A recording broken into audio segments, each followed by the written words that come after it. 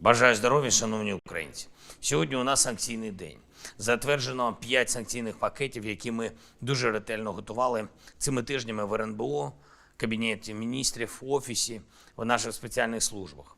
Перше – це пакет, що стосується Запоріжсталі. Блокуємо вплив на цю компанію держави-терориста, що існував завдяки різним підставним та офшорним особам. Частка, що контролювалася Росією через один із системних банків, буде конфіскована і працюватиме заради України і українців. Ми не залишимо жодного зв'язку держави-терориста в Україні, який вона може використовувати проти нашої держави, проти нашої економіки чи проти наших людей. Окрім цього, затверджено санкційні пакети, які продовжують наш курс на ізоляцію і блокування російської військової промисловості. Сотні фізичних та юридичних осіб держави-терориста та пов'язаних із Росією стають мішенню для глобальної ізоляції. Дуже активно працюємо із партнерами, щоб всі, хто фактично виробляє цю агресію, хто дає зброю, боєприпаси, техніку і технології в руки терористів, щоб вони всі були роздавлені світом. Дякую всім, хто допомагає Україні тиснути на Росію за цю війну, а також блокувати намагання держави-терориста обходити санкції. Впевнений, це має визначатися як один із найтяжчих злочинів проти міжнародного права та міжнародного миру. Намагання обійти санкції, що введені для обмеження ресурсів агресії або сприяння у цих намаганнях. Провів сьогодні засідання Ставки. Були важливі доповіді командувачів оперативних напрямків.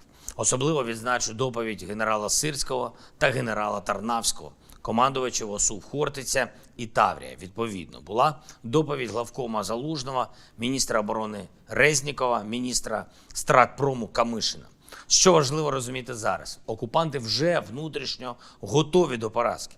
Вони вже програли цю війну в своїх думках. Ми повинні щодня тиснути на них так, щоб їхнє ж відчуття поразки перетворювалося на їхню втечу, їхні помилки, їхні втрати. Я дякую кожному і кожній, хто знищує ворога. Дякую всім, хто, попри будь-які складнощі, повертає Україні нашу землю.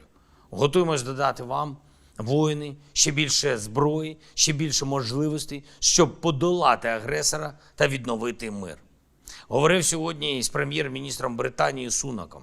Дякую тобі, Ріше, за незмінну підтримку і саме ті кроки, які дають усьому світу зрозуміти, що Сполучене Королівство завжди буде лідером.